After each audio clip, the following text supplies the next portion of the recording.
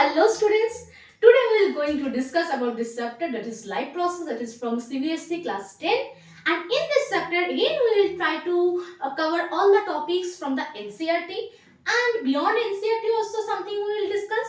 So first thing is, what is life process? So life process is the process by which the living organisms are sustaining their lives, and living organism not only us, means all the microorganisms as well, means the bacteria, viruses, or the mammals, or the plants, means all the things which are living in this world, how they are possessing their life process, that we are going to discuss in this chapter. So for the maintenance of the life process, there is a cute term, that is the numerology of the MRS grain. So what do you mean by this MRS grain? So MRS grain is, M means movement, R is respiration,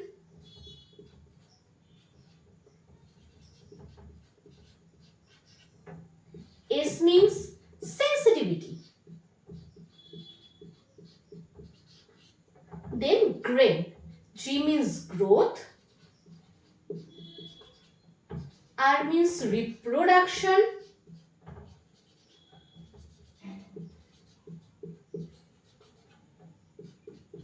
E is excretion, and N means nutrition. So by following this MRS grain, we can possess our life beautifully, right? And this is the very easiest way to understand which processes are required for the living being for the maintenance. We know we all are the God creation. God has created us in very well form. But the thing is what? We need to maintain our life, right? Like you have bought a big house, and there is different compartment. Compartment means what? For that house you are having the dining hall, you are having the bedroom, kitchen, bathroom. But if you will not maintain the house in a very proper manner, within few years the total house will ruin, right? So we have to maintain our house, and even if those who are staying in the complex, they have to give some maintenance charge to maintain the whole complex or their flats, right? So just like that, whatever the thing God has created, we need to maintain it properly. So that is the process, and these are the life process. If we learn this MRS grain in this manner, it will be easier for understand what processes are required to maintain our life. Okay? So now in this chapter, the major four processes we are going to discuss. One is nutrition, then is transportation, then respiration and excretion. Okay? So first thing we are going to learn what are the living and the non-living things. So living and non-living thing is very basic thing, that is the things which are having their life, they are known as living things, and the things which are not having their life, that means they are the non-living thing.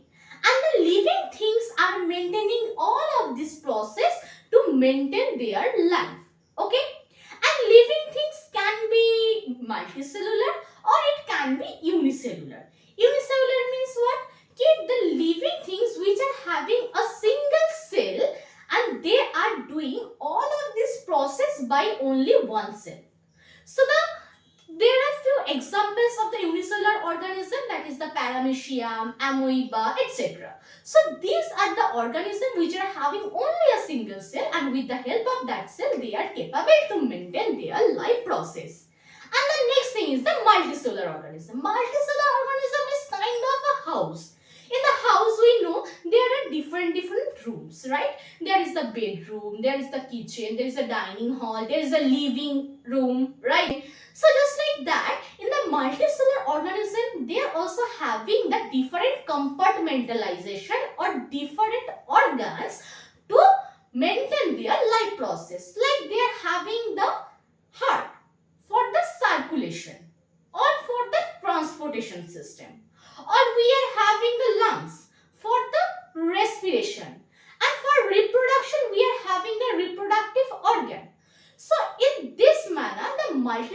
organisms are working in their life. Okay. So now we'll come to the next or the first part of the life process, that is nutrition.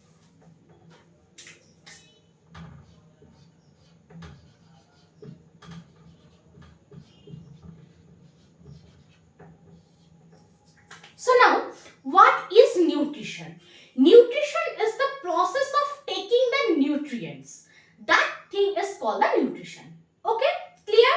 So what are the nutrients? Nutrients mean the protein, carbohydrate, or the fat, vitamins, minerals. These are the nutrients.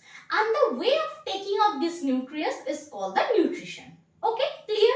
So now, on the basis of the nutrition, on the basis of the taking of nutrition, we can say, or the way of taking of nutrition, we can classify the nutrition into two types. What are they? One is autotrophic nutrition.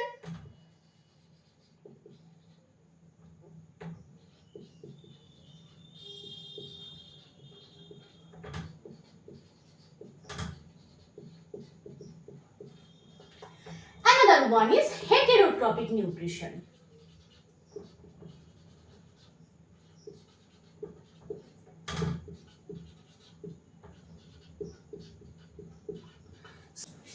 So come to the first part of the nutrition, that is the autotrophic nutrition. So first let's understand what is the meaning of this autotrophic nutrition. Auto means self and trophic means nutrition.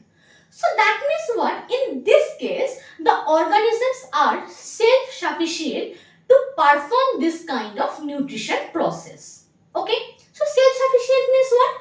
Means when they are making their own food or they are preparing their food, their organisms are not depending on other organism for the preparation of the food. They are self-sufficient. Okay? So that type of nutrition is called autotrophic nutrition. So on the basis of the energy requirement, we are classifying this autotrophic nutrition into two types. What are they? First one is photoautotropic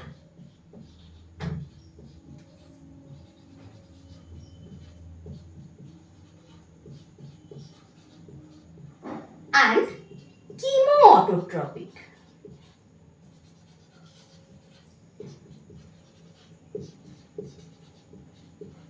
Okay, so on the basis of the energy requirement, we are classifying the autotrophic nutrition into two types. What are they? Photoautotropic and chemoautotropic. Okay, so first let's understand the term photoauto.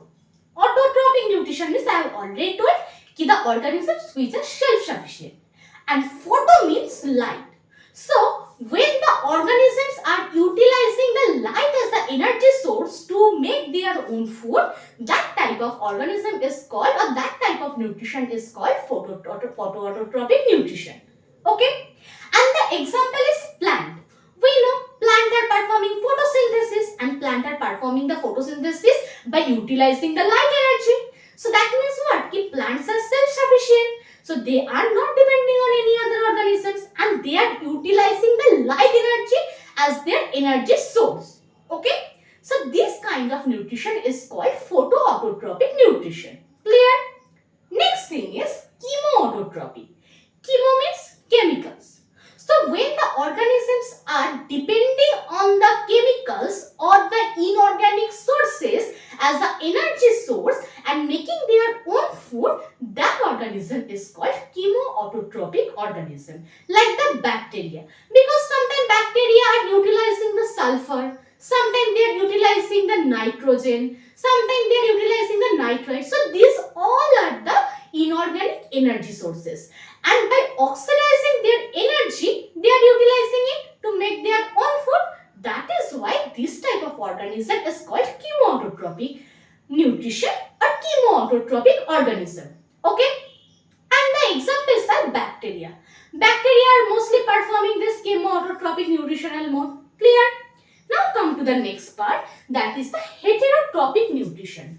So in this nutrition, the organisms which are depending on others for making their own food. Means they are not self-sufficient. They need to depend on others to make their own food or collect their food. Okay. So that type of nutrition is called heterotrophic nutrition. And in the heterotrophic nutrition, there are three types. What are they? Saprophytic nutrition,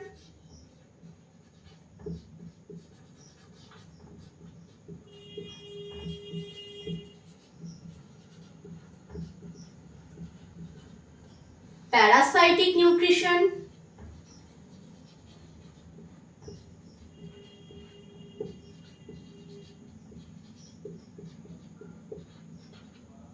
and holozoic nutrition.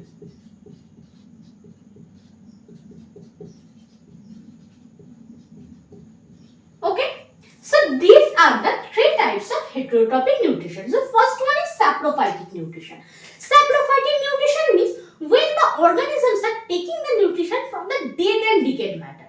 Means the organisms which are already dead or which are started to decompose. So from that organism, when the organisms are taking the nutrition, that type of nutrition is called saprophytic nutrition. And we can say the example of the saprophytic nutrition like the fungus. We can see that fungus are growing in the damp and decayed areas, right? And sometimes on the layer of the dead animals also they are growing. So we can consider those fungus as a saprophytic animals or saprophytic organisms, and they are possessing the nutrition that is the saprophytic nutrition. Okay, clear?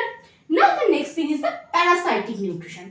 Parasite means we all know that is the unwanted thing, right? So these are the organism when they are attacking the host. Host means either it is plants or animals. So when the organisms are attacking the host and taking the nutrition from the host, they are known as parasites. Sometimes we can see we are having the worm related disease. So worms are what? Worms are parasites. They are the unwanted thing for us, right? Like the disease of ascariasis. So ascaris is a roundworm, and ascaris is growing inside of our intestine. So from our digested food, they are taking the nutrition, right? So now we are the host, we are providing them the nutrition, and they are the parasite. So when any organism is attacking the host and taking the nutrition from the host, that organisms are called as the parasitic organism, and the nutritional mode is called parasitic nutrition. Clear? And the example of the parasitic nutrition is leech, worm. Clear? And there are so many. Next is the holozoic nutrition. So holozoic nutrition is the most complicated and developed form of nutrition. In this case, the organisms which are taking the nutrition from anything, like it is the animals or the plants, and it is followed 5 steps, that is the ingestion, digestion, absorption, assimilation and excretion. When all of these steps are followed, this type of nutrition is called holozoic nutrition, and this holozoic nutrition we can see in the animals like the mammals, human beings, etc. And in the lower animal is also present in this category, that is the amoeba. Amoeba is the only organism by that single cell they are performing all of these 5 steps. So this type of nutrition is called the holozoic nutrition. Clear? If you are having any doubt, you can comment it down below, and do not forget to like, share and subscribe my channel. Bye bye.